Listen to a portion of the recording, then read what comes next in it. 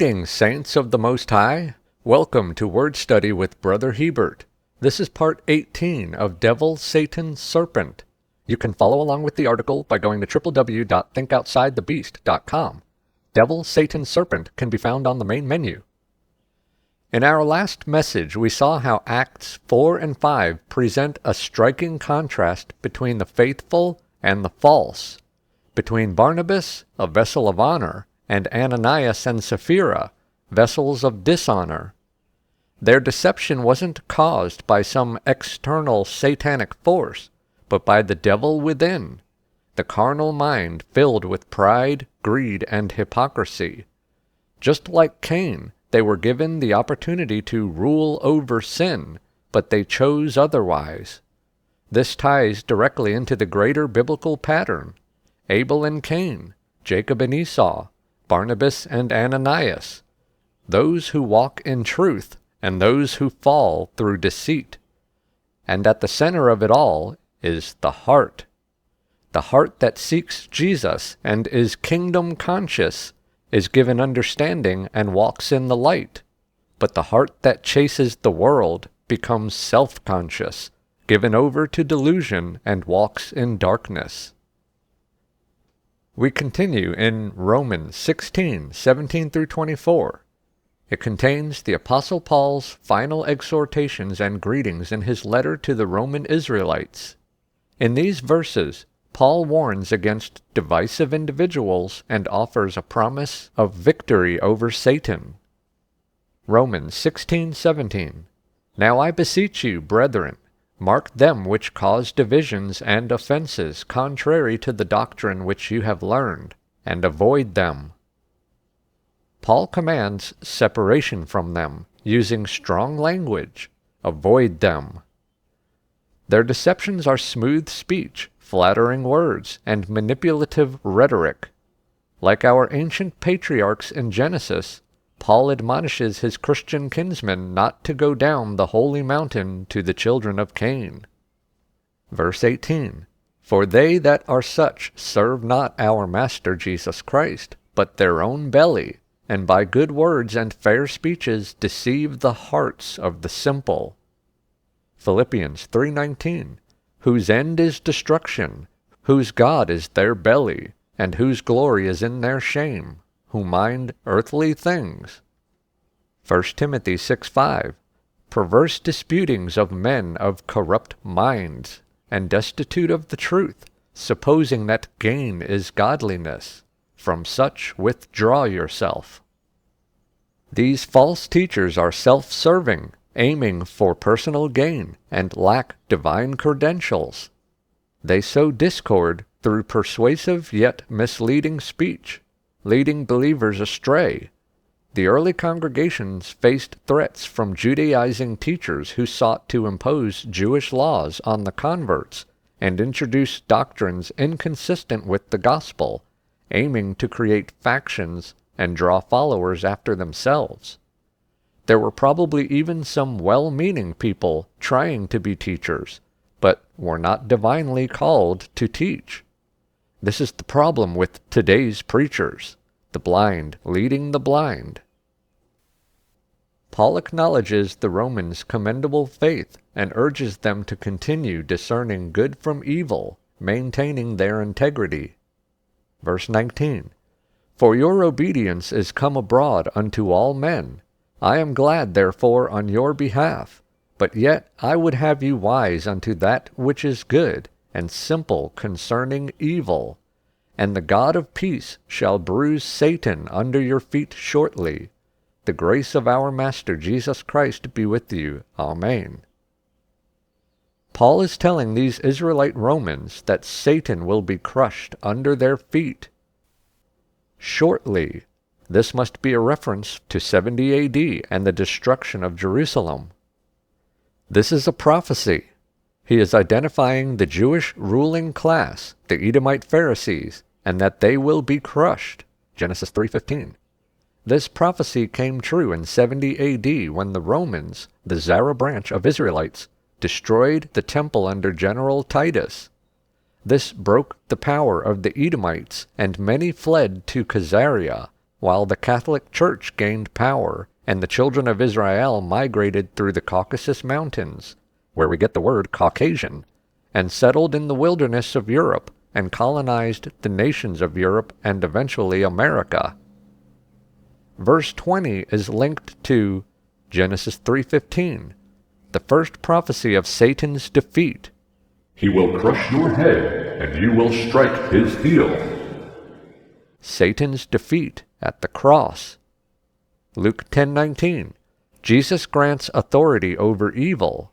I have given you authority to trample on snakes and scorpions, and to overcome all the power of the enemy. God granting believers dominion over their adversary, leading to victory over all agents of evil. 1 John 3:8, Christ's mission to destroy the devil's work. The reason the Son of God appeared was to destroy the devil's work. An assurance of victory over Satan's attempts to sow discord, emphasizing that God, the author of peace, will subdue the adversary. I see individual power through Jesus Christ over internal and external adversaries. The meaning of shortly, entakos. Greek breakdown. N, G 1722, in or within. Takos, G 5034, meaning speed, quickness, imminence. Together means swiftly, soon, without delay, in a short time. Common interpretations of shortly. Imminent victory over false teachers. Paul may be assuring the Roman believers that God will swiftly deal with the divisive individuals, verses 17 and 18, who are undermining the faith. This points to quick resolution within the church, rather than a distant future event. The phrase entakos appears in 6 places in the New Testament, always meaning something will happen quickly, soon, or suddenly. Luke 18:8, He will avenge them speedily. God's justice is swift. Acts 12:7, The angel of the Lord appeared suddenly. Immediate divine action. Acts 22:18, Make haste and get out of Jerusalem quickly. Urgency of departure. Romans 16:20, The God of peace will soon crush Satan under your feet. A rapid, decisive victory. Revelation 1:1, Things which must shortly come to pass. Imminence of prophetic events. Revelation 22:6, Things which must shortly come to pass. Fulfillment is near. The word takos, G 5034, speed, swiftness, appears 8 times, reinforcing the idea of divine intervention happening suddenly or soon. Luke 18:8, God's justice will come swiftly. Acts 12:7, Angelic deliverance is immediate. Acts 22:18, Urgency to leave Jerusalem. Romans 16:20, God will quickly act against Satan. 1 Timothy 3:14, Paul hopes to visit Timothy soon. Revelation 1:1, Prophetic events will soon take place. Revelation 22:6, The fulfillment of God's plan is imminent. Revelation 22:7, Christ's return is swift. Key observations from these occurrences. Takos always implies certainty and urgency. It does not always mean immediately, but when it happens, it will be swift. The meaning depends on context, sometimes referring to divine judgment, prophetic events, or personal urgency. Immediate, a near or quick victory over false teachers in the church. The early assemblies experienced deliverance from opposition, persecutors, and false teachers. Historically, the 70 AD destruction of Jerusalem as God's judgment. The priestcraft and temple rituals of the Pharisees and Sadducees was broken, and Jerusalem destroyed in 70 AD, crushing Satan's head. This event is seen as God's judgment on the Jewish authorities who opposed and persecuted early Christians. Ongoing, spiritual triumphs through Jesus Christ's power in believers. It reassures believers not to lose heart. God is already defeating the forces of evil in their lives when they walk in the way and obey Him. Remember, Paul opens up with commending them for their obedience. Final, the ultimate destruction of Satan at Christ's return. The final crushing will happen at the second coming, Revelation 20:10. Like in Revelation 1:1, shortly means imminent from God's perspective, aligning with His divine plan. Some interpret the shortly to be a reference to Revelation 20:1-3, which refers to the time during the Byzantine Empire.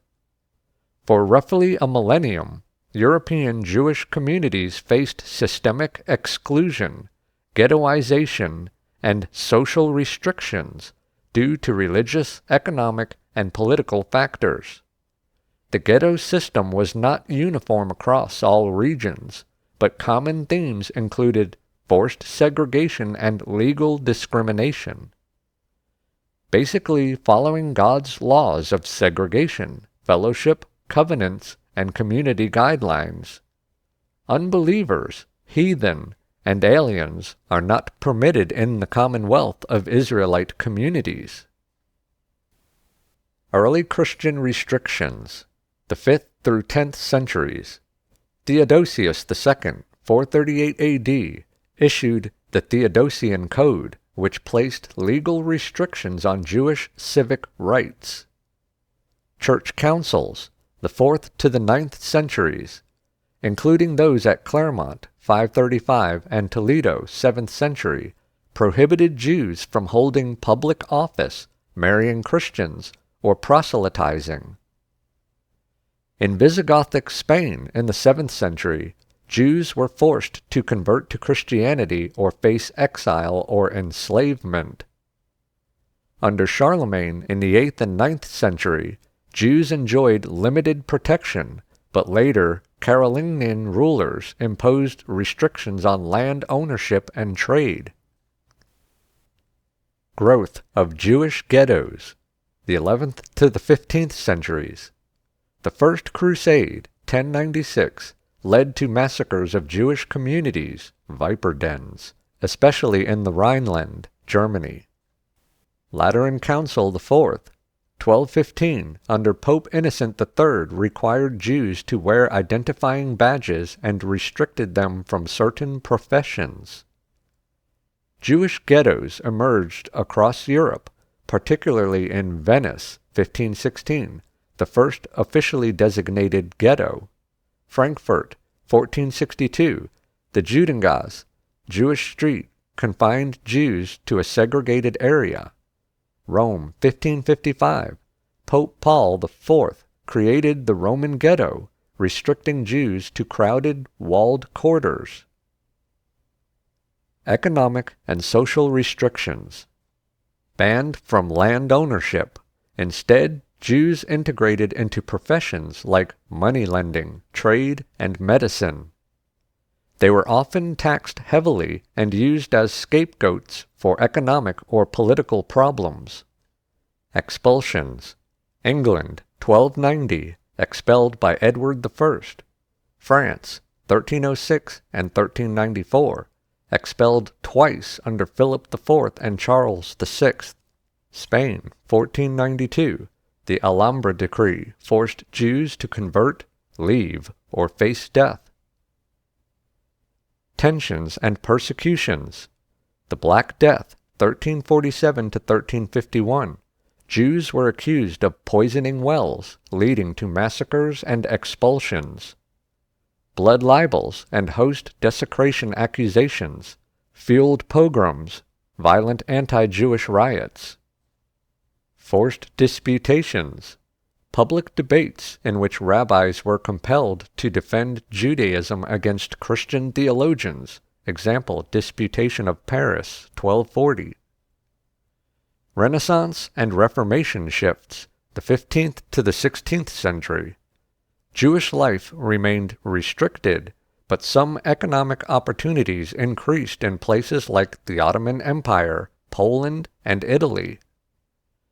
The Protestant Reformation, 16th century, brought mixed responses, with Martin Luther initially supporting Jews, but later writing anti-Jewish tracts.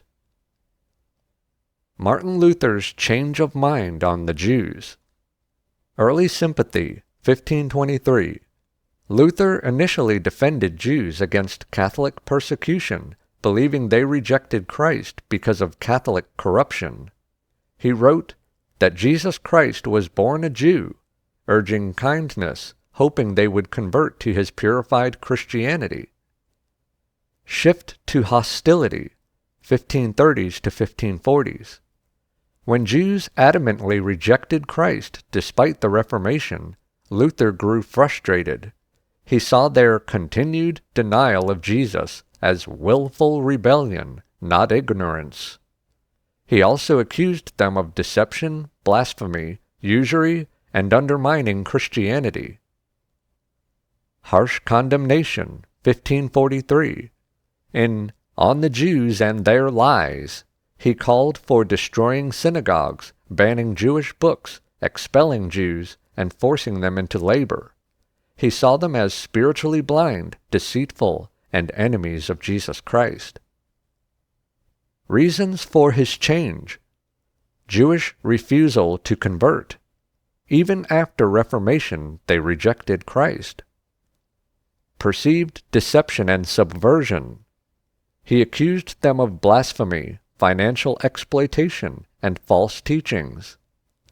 Political and social pressure. As Protestants sought religious unity, Jews were seen as an obstacle.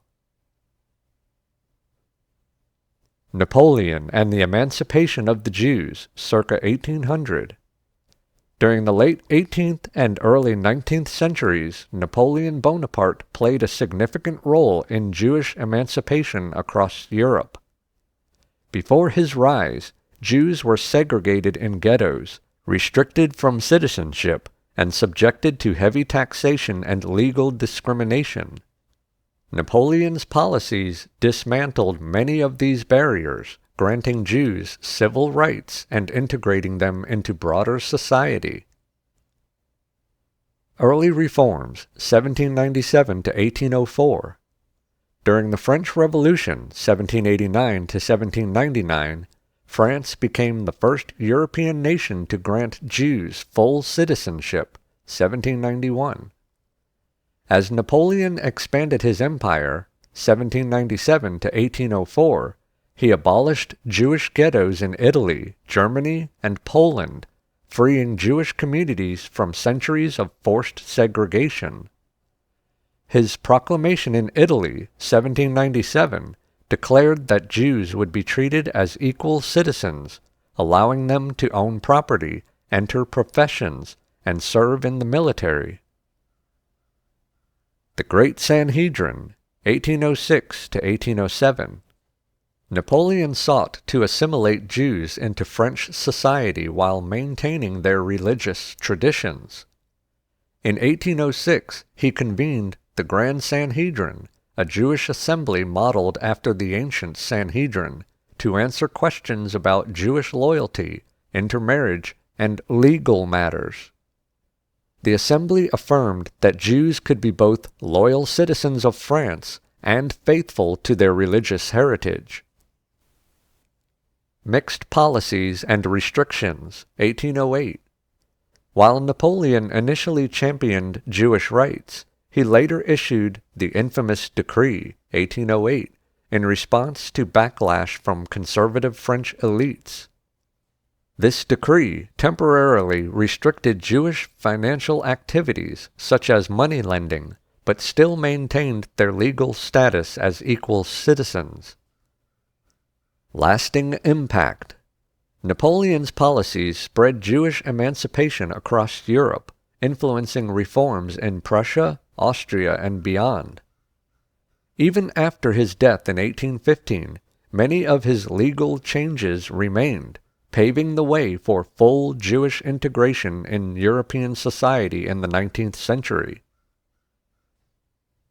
The Rothschild banking dynasty, symbolized by the red shield, Rothschild in German, emerged in the 18th century and became one of the most powerful financial forces in modern history.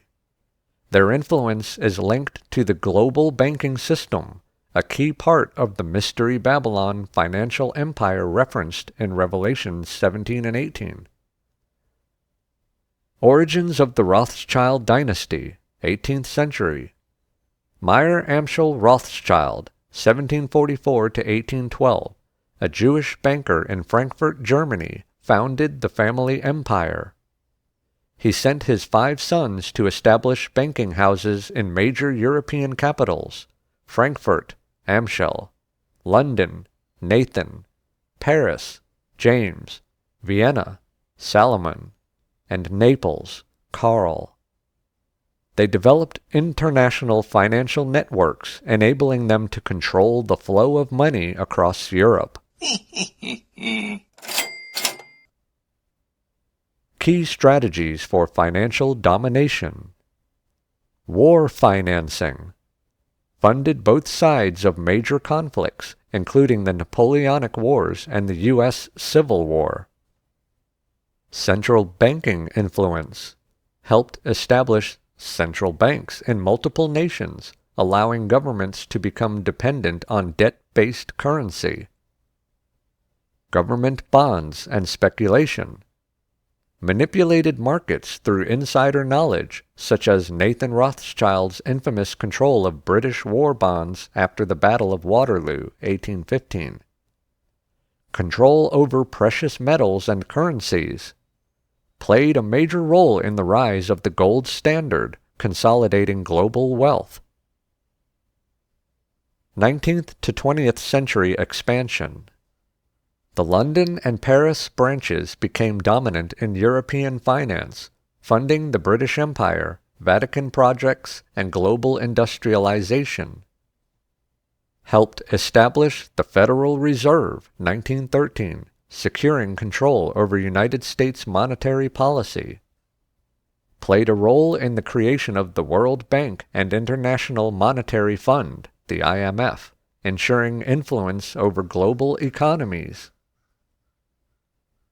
The Rothschilds and Mystery Babylon.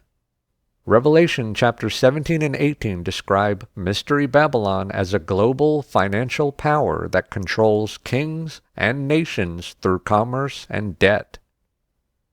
The Rothschild network aligns with many prophetic attributes. Wealth beyond measure, Revelation 18:3. Influence over governments and merchants, Revelation 18:9 and 15. Control over global trade and banking, Revelation 18:11 through 13. Ties to secretive elite organizations, Freemasonry, Bilderberg Group, etc.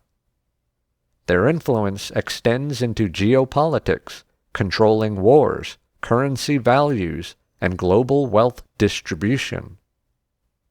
Many believe the modern banking system, dominated by Rothschild-affiliated institutions, fulfills this role. Jewish expulsions throughout history. Early expulsions, 70 AD, Roman destruction of Jerusalem and Second Temple, mass dispersion. 135 AD, the Bar Kokhba revolt, crushed, Jews banned from Jerusalem. 415 AD, Jews expelled from Alexandria, Egypt, by Saint Cyril. 629 AD, Byzantine Emperor Heraclius expels Jews from Jerusalem. Medieval expulsions, 1000 to 1500 AD. 1096 to 1099, First Crusade massacres Jews in Rhineland, Germany. 1182, France expels Jews under Philip II, but allows return in 1198. 1290, England expels Jews under King Edward I, Edict of Expulsion. 1306 and 1394, France expels Jews twice under Philip IV and Charles VI.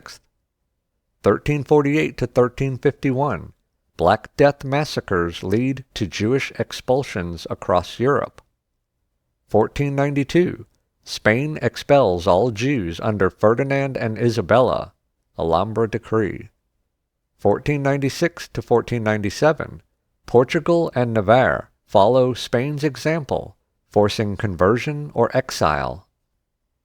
Early modern expulsions, 1500 to 1800 AD. 1569 to 1593, Pope Pius V expels Jews from many Italian states. 1648 to 1657, Cossack massacres, Khmelnytsky uprising, drive Jews from Ukraine. 1744 to 1781, Austria and Bohemia expel Jews under Maria Theresa. Modern expulsions, 1800 to present. 1881 to 1906, Russian pogroms drive Jews from Russia and Ukraine. 1933 to 1945, Germany expels Jews. Jews in Germany brought in political factions of communists and socialists. The government printed excessive currency, leading to hyperinflation. Social and cultural decay, the 1920s. Berlin became known for its extreme decadence, with a rise in prostitution, cabarets, open homosexuality, and drug use. Pornography, transvestitism, and sexual experimentation flourished, especially in Berlin's nightlife. The arts and media became highly progressive, with movements like Dadaism and Expressionism rejecting tradition. Jewish influence in media and finance was criticized by nationalists, as many prominent figures in banking, publishing, and entertainment were of Jewish descent. Moral conservatives saw the Weimar era as cultural degeneracy, calling it un-German.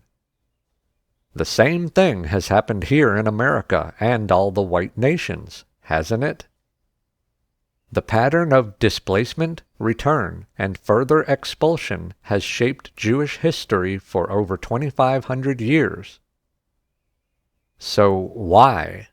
Why were they kept out of Christian society for 1,000 years, kicked out of countries time and time again, rejected and persecuted? Because they were created by God as vessels fit for wrath and destruction. Jesus said, "Wherefore by their fruits you shall know them." Drug culture and rock music.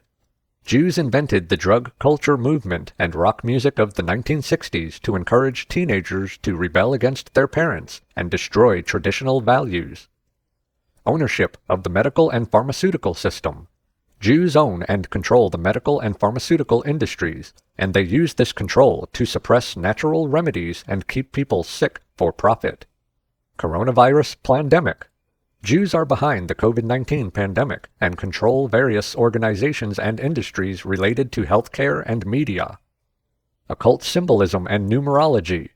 Jews use specific numbers, symbols, signs, and logos in various aspects of society, including entertainment, corporate logos, and news media as part of their occult practices. Freemasonry is a Jewish institution, and its members are being used for dark and evil purposes. Jews founded Satanist movements and create alternate theories and philosophies to lead people away from the truth. Jews are behind the push to remove American and European history and fund protests and pass anti-American and anti-Christian laws. School system. Jews created the current school system, which does not teach analytical thinking skills and encourages children to accept the status quo without questioning authority. Vaccines and chemicals in food. Jews created toxic vaccines and chemicals in processed foods, which dumb down children and make them easier to manipulate. Ownership of corporations. Jews own several corporations and companies, including Monsanto and Bayer, and are responsible for legalizing poison in food. Pornographic industry. Jews brought about the pornography industry, and many porn stars are Jewish. Pedophilia and human trafficking. Jews are involved in pedophilia, human trafficking, and child sex murder ritual blood drinking. Hollywood and Holocaust. Jews own Hollywood and produce films about the Holocaust in order to perpetuate the lie. White genocide. Jews created the United Nations to protect themselves while genociding the white race, the Boer farmers in South Africa, and the Palestinians as an example. Racial integration and race mixing.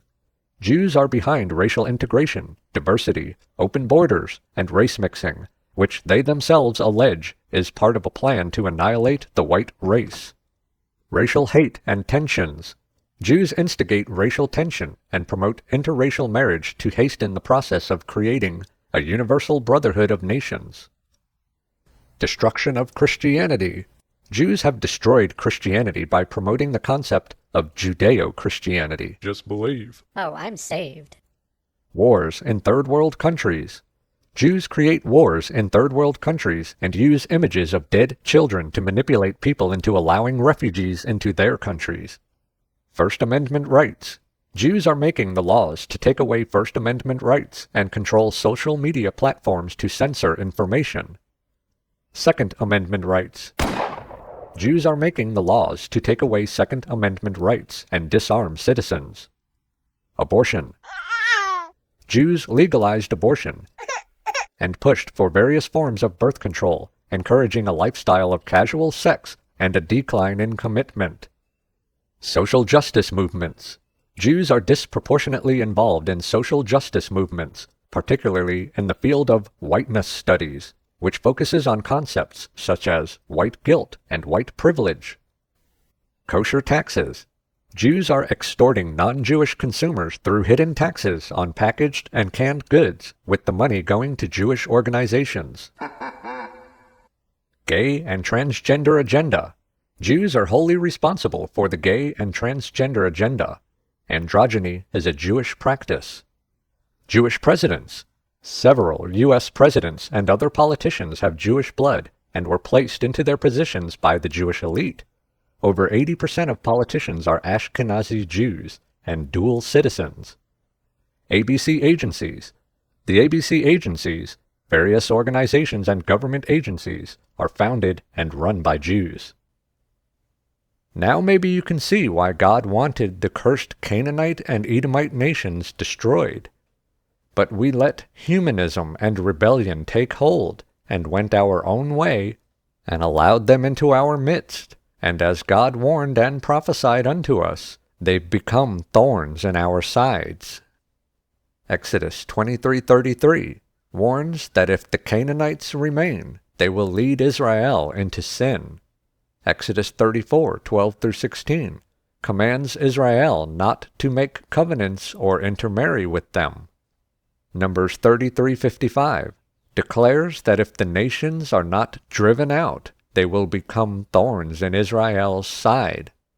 Deuteronomy 7:1-5 commands complete destruction to prevent idolatry. Deuteronomy 12:29-31 warns against adopting their detestable practices. Joshua 13:13 records that Israel did not drive out the Geshurites and Maacathites. Joshua 15:63 the Jebusites remained in Jerusalem. Joshua 16:10 the Canaanites were not expelled from Gezer. Joshua 17:12-13 various Canaanite strongholds remained. Judges 1:21-36 lists the tribes that failed to drive out the inhabitants. Judges 2:1-3 the angel of the Lord rebukes Israel, saying the nations will now be thorns in their sides. Judges 3:1-6 God leaves the nations as a test for Israel. Psalm 106:34-39 laments Israel's failure to destroy the wicked nations, leading to idolatry and sin. Matthew 13:24-30 and 36-43 the parable of the wheat and tares. The enemy, Satan, sin, sows tares, wicked people, among the wheat, God's people, and they grow together until the judgment. Matthew 16:6 and 12. Jesus warns about the leaven of the Pharisees and Sadducees, meaning their corrupt teachings. Luke 13:24 through 27. Jesus warns that some who claim to be part of God's people will be rejected for their iniquity. John 8:44. Jesus identifies certain leaders as being of their father, the devil, indicating their rejection of truth and their opposition to God's people. Acts 20:29 through 30.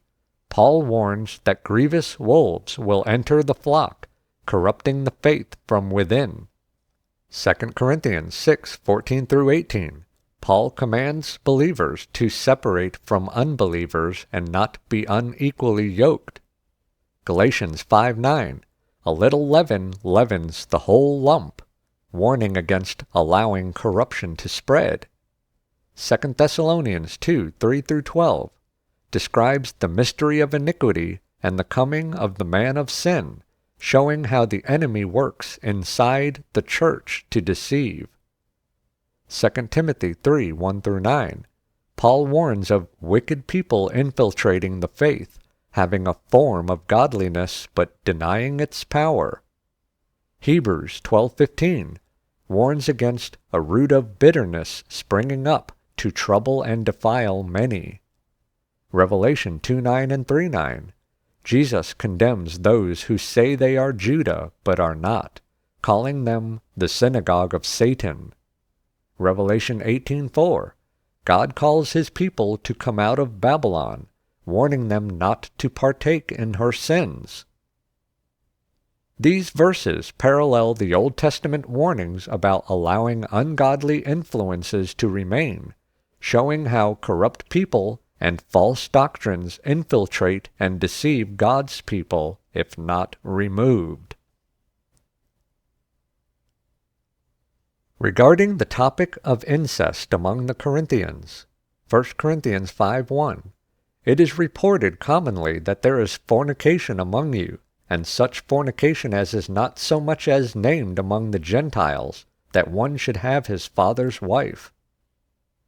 Paul states that it is widely reported, G 36:54, holos, meaning everywhere, that a severe case of fornication is happening in the congregation, indicating that the matter was notorious, not a secret. Fornication includes all illicit sex, including incest. Even if your father's wife is not your mother, she is still his property. Deuteronomy 22:30, 27:20, Leviticus 18:8, Ephesians 5:3. Reuben and Bilhah, Genesis 35:22 and 49:4. Reuben was stripped of his birthright for lying with his father's concubine.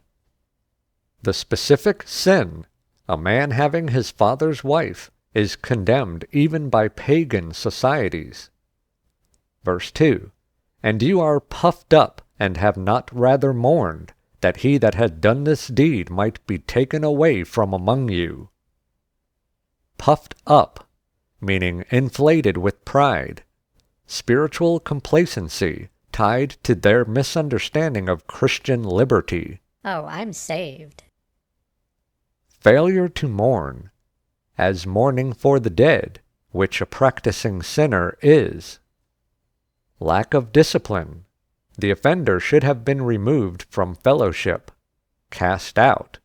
If an Israelite is unrepentant and will not change their ways, they are to be cast out of the congregation. The Corinthian congregation tolerated it instead of mourning and disciplining the offender. Matthew 18:15 through 17. Jesus instructs removing an unrepentant sinner. Deuteronomy 13:5 and 17:7. Israel was to purge evil from among them. Psalm 119, 136. Mourning over sin. Ephesians 5:11. Have no fellowship with the unfruitful works of darkness, but rather reprove them. Revelation 2:20 through 23. Jezebel in Thyatira tolerated immorality, leading to judgment. Verse 5. For I verily, as absent in body, but present in spirit, have determined already, as though I were present, concerning him that has so done this deed. Paul, though physically absent, discerning the situation fully, exercises apostolic authority to pronounce judgment and discipline without delay. 2 Corinthians 10:8, Paul's authority to correct. John 20:23, the power to bind and loose sins in the assembly. Verse 4, in the name of our Master Jesus Christ, when you are gathered together in my spirit with the power of our Master Jesus Christ, to deliver such an one unto Satan for the destruction of the flesh, that the spirit may be saved in the day of the Master Jesus.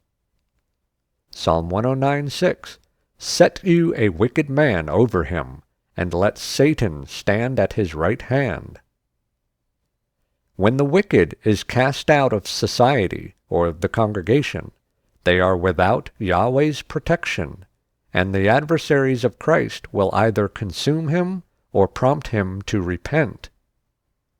The phrase, deliver to Satan, means to hand over the offender to Satan's domain, the secular world, removing him from the protective covering of the congregation. The purpose is not eternal damnation, but correction, allowing the individual to suffer physically or socially, losing status, wealth, or dignity, such as the prodigal son, Luke 15:16, leading to repentance. Satan is not a literal being, but a representation of the adversarial forces encountered outside the faith community. In 1 Corinthians 7:1-16, the Apostle Paul addresses questions from the Corinthian church regarding marriage, celibacy, and relationships between believers and unbelievers. 1 Corinthians 7:1, now concerning the things whereof you wrote unto me, it is good for a man not to join with a woman. Nevertheless, to avoid fornication, let every man have his own wife, and let every woman have her own husband. Paul begins by acknowledging the Corinthians' statement that it is good for a man not to touch a woman, suggesting a preference for celibacy. However, he recognizes the reality of human passions and advises marriage as a means to prevent sexual immorality and to maintain moral integrity. Verse 3, let the husband render unto the wife due benevolence, and likewise also the wife unto the husband. The wife has not power of her own body, but the husband, and likewise also the husband has not power of his own body, but the wife. Both partners have authority over each other's bodies, highlighting the importance of fulfilling conjugal duties to prevent temptation and maintain harmony within the marriage. Verse 5, defraud, or withdraw you not one the other, except it be with consent for a time, that you may give yourself to fasting and prayer, and come together again, that Satan tempt you not for your self-control. The emphasis is on the importance of regular marital intimacy as a safeguard against moral failings, lack of self-control, and leading them into temptation. In verses 8 and 9, to the unmarried and widows, Paul suggests that remaining single, as he is, can be beneficial, especially considering the present circumstances of persecution. However, he concedes that if they lack self-control, it is better to marry than to struggle with burning passions. In verses 10 and 11, Paul reiterates the laws of divorce and underscores the sanctity and permanence of the marital bond. In verses 12 and 13, addressing marriages between believers and unbelievers, Paul advises that if the unbelieving spouse is willing to live with the believing partner, they should not divorce.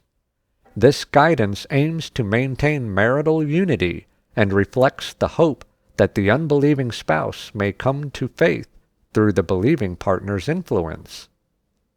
Verse 14, Paul explains that the unbelieving spouse and their children are sanctified through the believing partner, meaning the marriage is recognized as holy because it is a form of positional sanctification, meaning the unbelieving spouse is set apart within the marriage covenant, benefiting from a unique proximity to the Christian faith and its blessings.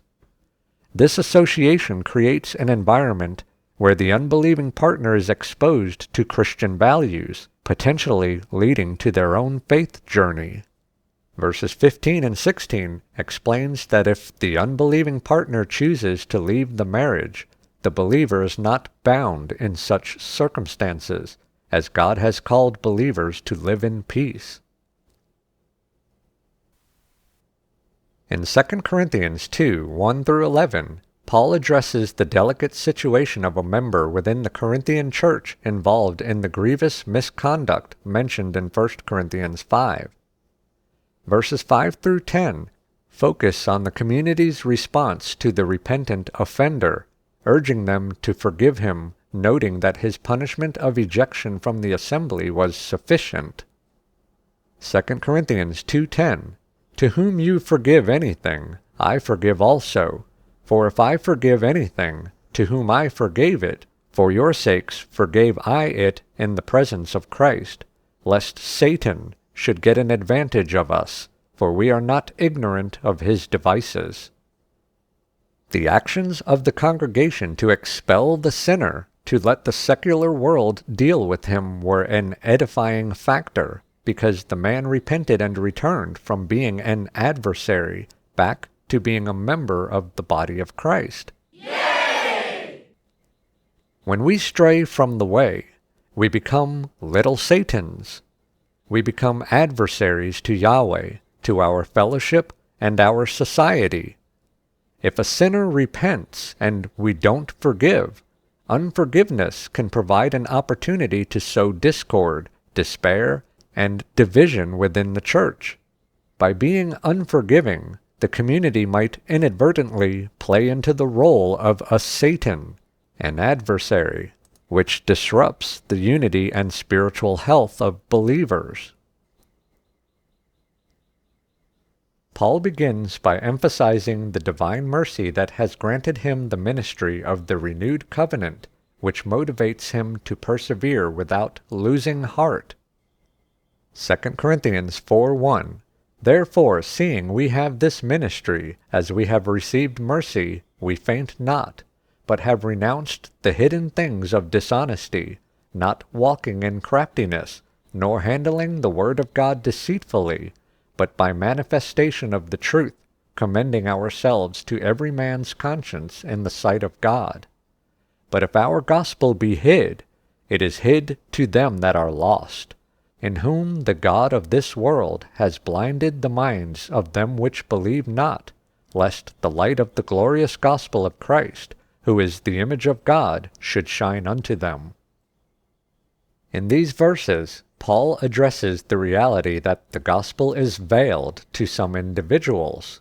He explains that this veiling occurs among those who are perishing, whose minds have been blinded by the God of this world.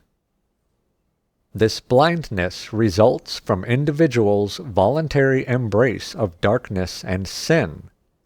By yielding to their own lusts and temptations, they obscure their understanding and harden their hearts against the gospel's message. The light of the gospel refers to the revelation of God's glory in Christ. Satan's, meaning the role we play's, objective is to prevent this illumination from reaching the hearts of individuals, thereby keeping them in spiritual darkness. The mind is blinded through various means, such as through belief in false doctrines, fostering prejudices, loving sin, and obstructing the light of the gospel from penetrating the heart. He draws a parallel between God's command at creation, Let there be light, and the divine act of illuminating believers' hearts to reveal the knowledge of God.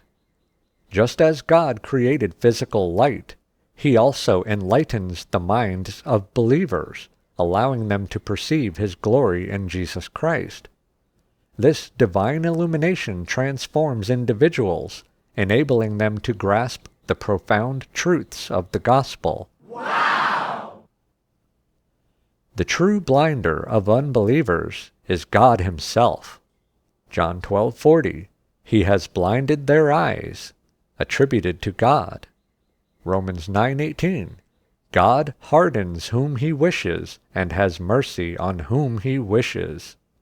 Matthew 13, Isaiah 6, Acts 28, similar verses showing God actively hardening hearts. Early church figures such as Hippolytus and Cyril of Jerusalem entertained the notion that the God of this world could be understood as Yahweh God.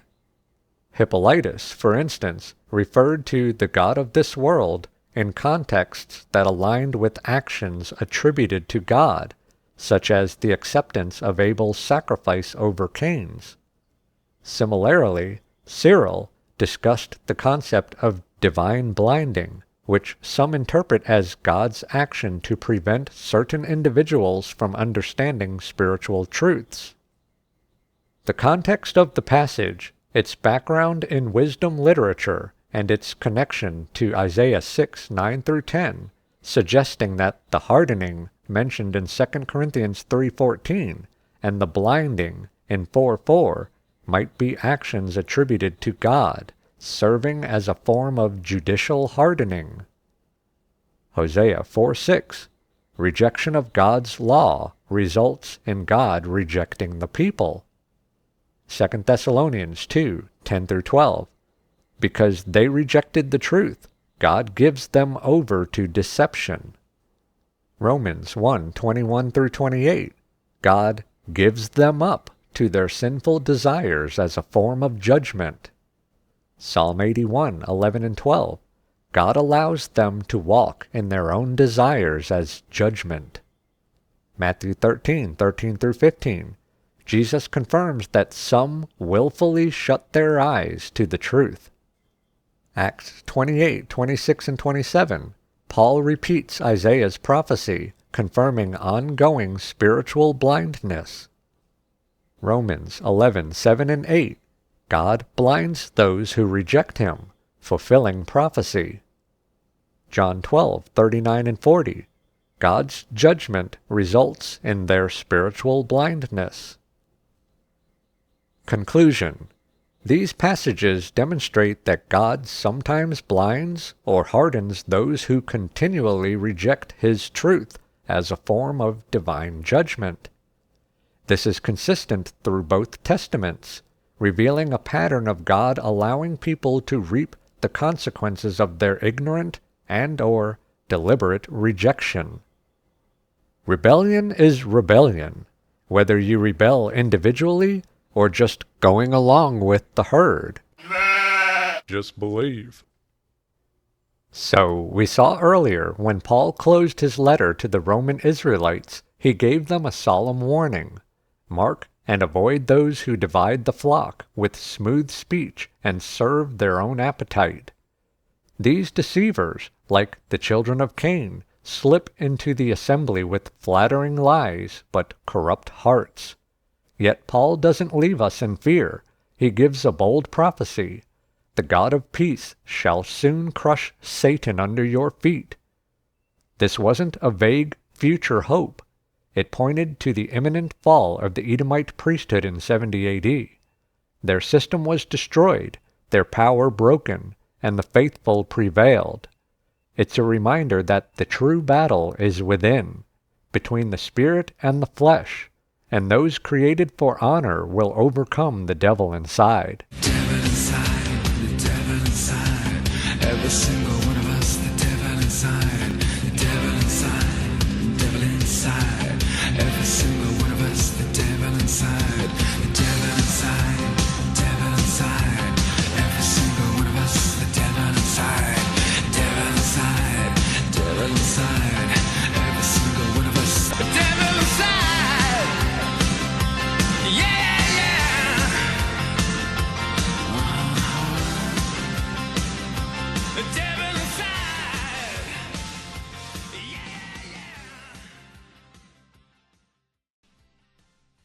You must rule over it.